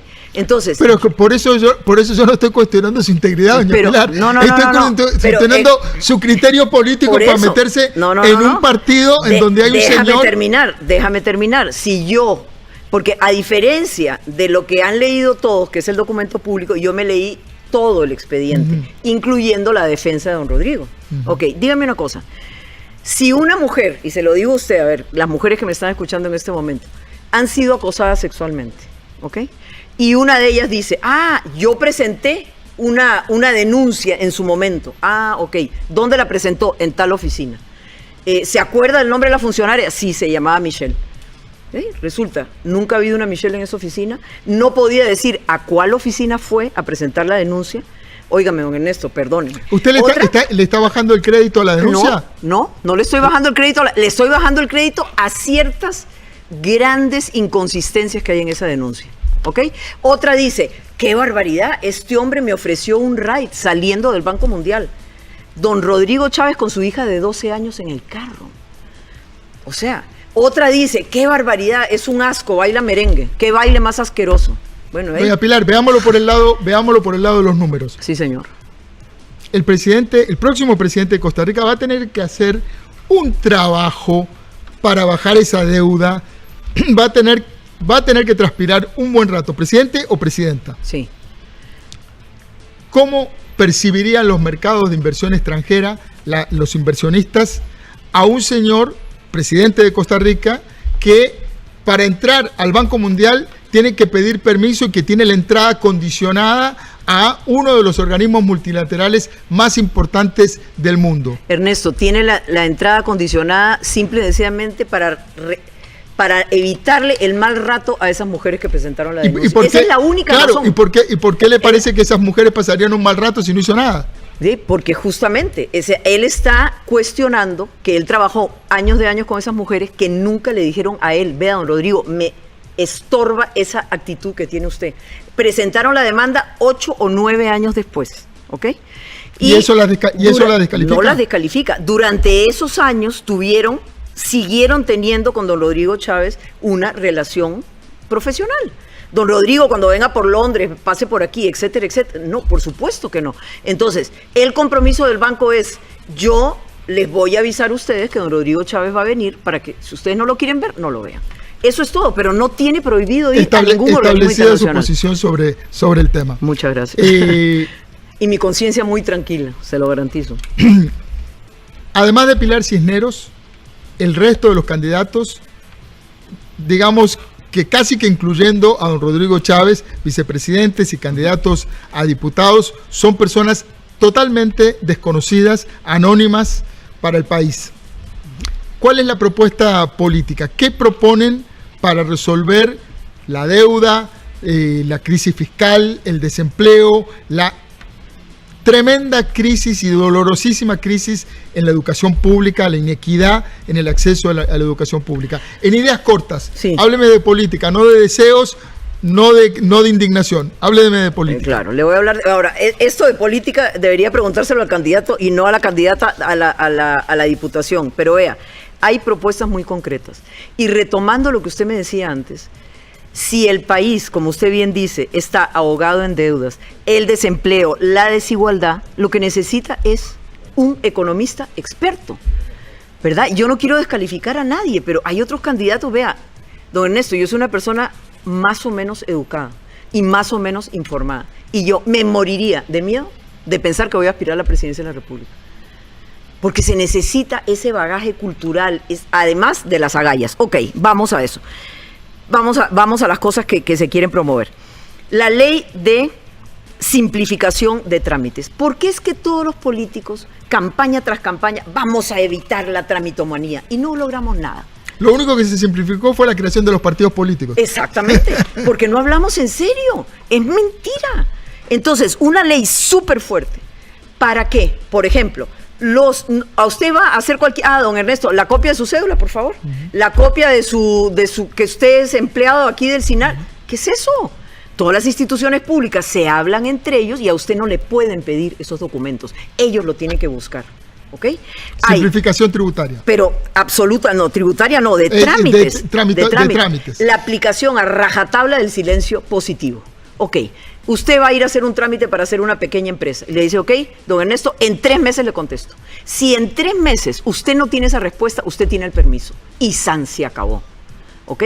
Entonces, va a haber una realmente simplificación de trámites. ¿Para qué? Para poder impulsar la pequeña empresa. Queremos meter en la mente del empleado público que se acuerde quién es el patrón. El patrón es usted, don Ernesto, la patrona soy yo. El ciudadano. El espíritu de servicio. ¿Cómo lo vamos a hacer? Midiendo. O sea, lo que usted no mide, usted no puede mejorar, don Ernesto. Entonces, cada vez que usted va a hacer un trámite en una institución, acueducto y alcantarillado, váyase, ¿ok? Le va a llegar a su teléfono, ¡pling! ¿Cómo lo atendieron? ¿Quién lo atendió? Como ¿Le los de solucionaron Uber. su problema? Usted le pone las estrellitas. Totalmente. ¿Usted cree que eso le gana votos entre los empleados públicos? No, ¿por qué no? Buenísimo. ¿Por qué no? ¿Sabe por qué, Ernesto? Porque yo creo y quiero dejar bien claro que la gran mayoría de los empleados públicos son buenos, son excelentes y no ganan grandes salarios. O sea, hay una casta arriba de empleados públicos que ganan unos salariazos y que le han dado, digamos, mala fama al sector público. La gran mayoría, nuestros policías trabajan bien o mal. No, Nuestros claro. maestros trabajan bien o en mal. delegaciones que son ruinosas, Bueno, además. bueno. Ok, otro proyecto de ley, por ejemplo, interesante. ¿Cuál es el jueguito aquí con las licitaciones públicas? Yo presento una oferta, don Ernesto, que es absolutamente ruinosa. Yo no puedo hacer la obra que estoy ofreciendo por la plata que... Entonces me la dan a mí, por supuesto. Entonces, no, es que viera que ya no contemplé tal cosa, entonces nos reunimos usted y yo así, ¿verdad? De acalladito, y resulta que las carreteras nos terminan costando el doble o el triple de lo que originalmente costaban. No, señor, se acabó el cuentico. De ahora en adelante las licitaciones no se pueden modificar para arriba o para abajo más de 5%.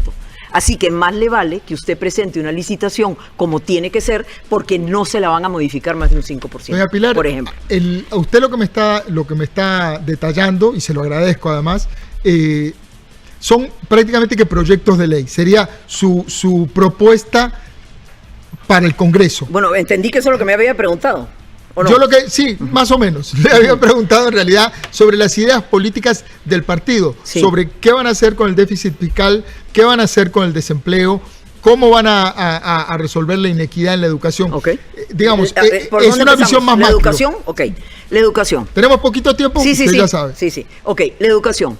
¿Qué es lo que está proponiendo don Rodrigo Chávez? ¿Ok? Igual, lo que no se mide no se puede corregir. Entonces, hacer exámenes virtuales en tercero, sexto, noveno y undécimo, para medir no solo cómo está la calidad de los estudiantes, sino cómo está la calidad de los profesores.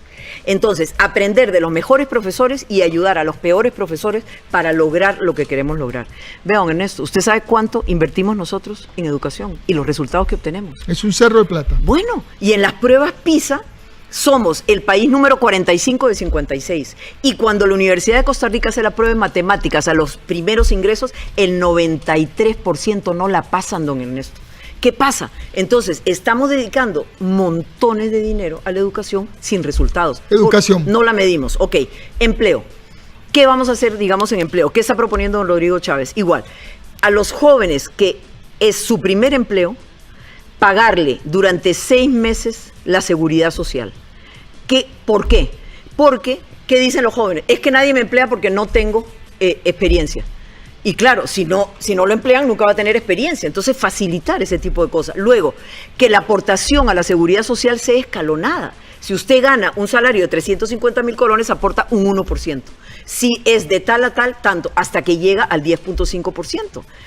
O sea, don Ernesto, la caja se ha convertido, a mí me parece que una de las grandes impulsoras de la informalidad en este país. Es tan cara.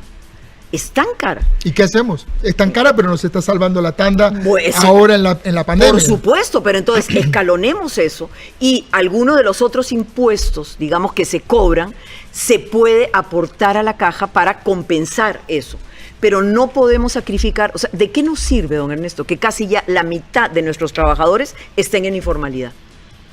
O sea, ¿solo la mitad vamos a ser los privilegiados, los que estamos en la formalidad? Está clarísimo que es una situación insostenible. Ok, la deuda.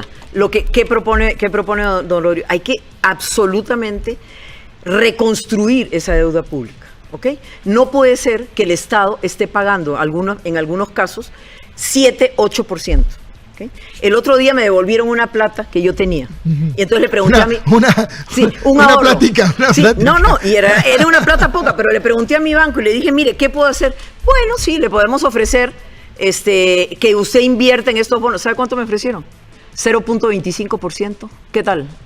0.25. O sea, a mí pocas veces me encuentro con una plática. ¿Pero qué era, mucho o poco? Yo le dije a Edgar, le dije, oye, mejor agarremos y metamos la plata bajo el colchón, porque por 0.25, en cambio el gobierno sí paga intereses de 7 y 8%, no señor. Entonces hay que reestructurar esa deuda interna. Vea, no solo estamos mal en el endeudamiento, don Ernesto, usted lo sabe muy bien. En este momento, ahorita, hay 11 peticiones para adquirir más empréstitos en la Asamblea Legislativa por $4.000 millones.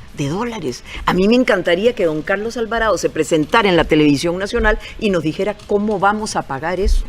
Estamos quebrados. Bueno, Así probablemente por eso es tan importante y tan vital esta elección, porque eso no le toca a don Carlos, eso le tocaría eventualmente a don Rodrigo si hubiera mucho viento, mucho viento a su favor y lo coloca en zapote. Doña Pilar. Señor. ¿Usted gana la elección? No sé. ¿Qué dice? No sé. La verdad es que no sé. Usted me hacía esa pregunta al empezar. Sí. La gente que cree que Pilar Cisneros puede darle un buen servicio al país, un buen servicio al pueblo costarricense, ¿ve? Me elegirá. Cortita la respuesta. Sí. Pilar Cisneros en Asamblea Legislativa, Rodrigo Arias en Asamblea Legislativa. ¿Cómo se negocia eso? Sí, trabajaré con don Rodrigo Arias. Espero que los diputados que lleguen a esta nueva Asamblea Legislativa tengan amor por su patria y conozcan muy bien dónde estamos parados ahora. Ninguno de los diputados que van a llegar a la Asamblea Legislativa me van a decir que este país no está quebrado y que no merece estar quebrado, que es un país que tiene todo, no solo para ser un país igualitario y un país donde todos podamos progresar, sino que realmente tenemos las posibilidades de sacarlo adelante. Si trabajamos duro, tenemos las posibilidades. Trabajaré con Rodrigo Arias y con todos los que lleguen. Y le digo una cosa, y van a llegar muchos que se van a dedicar a hacer campaña política 4 años para volverse a lanzar, ¿verdad? Así es. Que es una película, Pilar Cisneros, ¿no? ¿Qué? Pilar Cisneros, esta es su única aventura. Por favor. Son 4 años de Pilar Cisneros. Por favor, todavía pienso porque dije que sí. Todavía pienso, no, pero sí. O sea, lo que quiero es servir a este país que me abrió las puertas, donde me he educado, donde he sido, creo, una profesional medianamente exitosa, donde conocí a mi esposo, nacieron mis hijos y nacieron mis nietos. Lo que no quiero es que mis nietos sean migrantes como fui yo. Eso es lo que no quiero. Que sea un país que los vote. Pilar Cisneros Gallos, gracias por este mano a mano. Encantadísimo. Muchas gracias, don Ernesto. Gracias además porque me siento honrada que me invitó a su primer programa. Gracias. Gracias. Nos vamos a una pausa comercial y ya regresamos.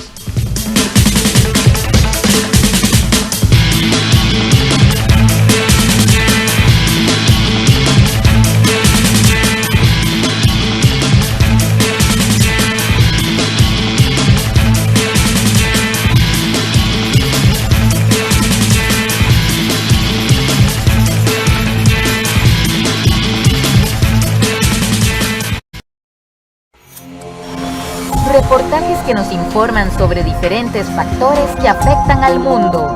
Global 3000, los martes a las 10 de la noche, solo en 13, Costa Rica Televisión. Hace poco la capital rusa fue galardonada como la mejor ciudad del mundo para ir de viaje. Y es que la verdad tienen con qué sorprendernos. Tienen el Kremlin, la histórica Plaza Roja y ni más ni menos que la Catedral de San Basilio.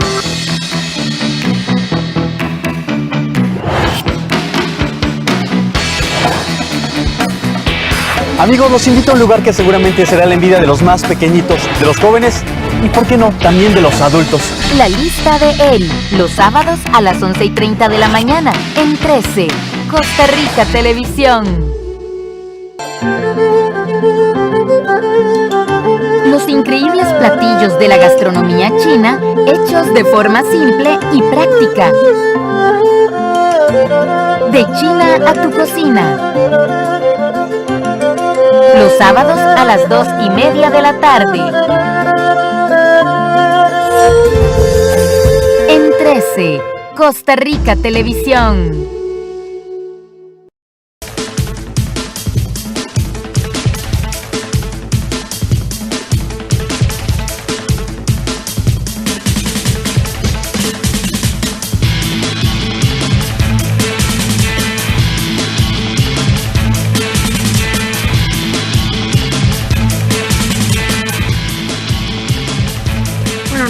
Tarea sencilla hablar de la entrevista a Pilar Cisneros, a quien por demás conozco muchísimo. Yo podría decir que en esta primera conversación en este mano a mano con Ernesto. Álvaro, a mí me sorprende, yo tengo que confesar que nunca creí escuchar a Pilar Cisneros denominándose Pilar Cisneros la política. Eso es algo que no estaba en ningún libreto que yo hubiera podido advertir a lo largo de décadas que tengo de conocerla. Creo que el punto alto, evidentemente, que tiene para lograr la diputación, si es que llega a alcanzarla, es que en efecto es reconocida, y es reconocida como creíble y de una sola pieza, es argumentalmente fuerte. En la entrevista, sin embargo, creo que el punto débil tiene que ver con la falta de transparencia respecto al financiamiento del partido político en el que ahora milita para lograr la diputación. Digamos que grosso modo sería mi valoración inicial de la entrevista. Álvaro, no sé qué criterio tenés respecto de la conversación de nuestro director con ella. Nos pasa a los periodistas, como supongo que a los futbolistas, cuando ven a otro que tira un penal, dicen yo lo hubiera hecho diferente o hubiera hecho una cosa u otra. Yo me quedé con una frase cuando dice doña Pilar Cisneros, la gente sabe qué esperar de mí. No, yo no soy parte de esa gente y probablemente muchos también, porque podríamos saber qué esperar de ella si ella hubiera sido la que entrevista, pero no ciertamente ya puesta en los zapatos de claro. Política. ¿Viste cuántas veces intenta preguntarle a Ernesto? Sí, bueno, eso es probablemente una incontinencia periodística también, sí. Pero ciertamente, Vilma, además en el papel de una política que va de candidata a diputada de un partido en donde probablemente no conocía a quienes ahora lo lideran y hasta hace 2 años no había llegado al país siquiera, el que ahora es candidato presidencial, Rodrigo Chávez. Entonces la pregunta pertinente que hizo Ernesto es, bueno, ¿qué los une? Y cuando uno dice el amor por Costa Rica, sigue sin saber a qué atenerse, porque incluso una frase que se le atribuye mucho para chotear al PAC o al Carlos Alvarado cuando era candidato presidencial era por amor, o Costa Rica, esto es por amor por Costa Rica. Entonces el concepto tan, por supuesto, abstracto, romántico del amor por Costa Rica sigue sin alcanzarnos para saber si estamos frente a una persona de mano dura, de izquierda, de derecha, progresista, conservadora, pro multilateralismo, tantas posibilidades que hay en la variedad política, claro. Realmente entonces queda uno con preguntas. Sí, y pues evidentemente ella apunta al deber ser, a lo que en su ideario político es lo que ella quisiera que sucediera. Y algunas de esas propuestas pues claramente tienen valladares sustanciales, constitucionales, como por ejemplo las que se refieren a la autonomía de la caja, que tocan la autonomía de la caja. Y para terminar, yo diría que ese aspecto que mencionabas del tema del amor por Costa Rica es muy significativo en la medida que esa argumentación siempre va digamos, puesta con la contracara del odio, de los que no aman a Costa Rica, de los que nos han llevado a la quiebra. O sea, ese es un discurso, digamos, sostenido en la argumentación de doña Pilar Cisneros en esta entrevista y en muchas otras que le hemos estado escuchando desde el lanzamiento de su postulación, y tendremos mucho de ella en la campaña porque evidentemente es una de las personas más reconocidas y que tiene más interés, tanto así que es nuestra primera entrevista de Zoom electoral. Así será con los demás medios y colegas en esta campaña. Además, pues con eso vamos terminando, don Álvaro, porque yo creo que vamos llegando a término. Probablemente nos queden muchísimas preguntas de verdad que hacerle a doña Pilar, que ciertamente representa, hay que acreditarle, a este sector de la población indignado, sí. Bravo, decepcionado de las políticas de los últimos años. Uno dice, bueno, sí. ¿Hasta dónde? Así es. Cuando uno dice las últimas décadas, ¿hasta dónde se refiere? ¿Cuándo se deterioró la política desde la perspectiva de ella? Pues bueno, son preguntas que quedan por ahí en el tintero para hacerle. Ciertamente, lo cierto es que usa una frase que los que hemos cubierto varias campañas políticas se nos hace conocida. Cuando dice no podemos buscar los cambios si seguimos votando por los mismos de siempre. Solo hemos escuchado a candidatos de muy diversa ideología, de muy diversas características, Frente Amplio, recuerdo a Otto Guevara que lo usó, Fabricio Alvarado hace 4 años. Entonces, desde la propuesta es donde tiene evidentemente, como se dice, un amplio margen de mejora. El Partido Progreso Social para darse a conocer y darle más certezas al electorado y por supuesto de la voz de quien diría es la persona evidentemente más conocida de esta nueva agrupación política, una de las Gracias, tantas Álvaro. votantes. Nos vamos ya porque se nos acaba el tiempo de nuestro primer Zoom electoral. Marcan casi las 10 de la noche, don Ernesto, señor director, muchas gracias por la primera de cambio en esta campaña electoral que apenas arranca.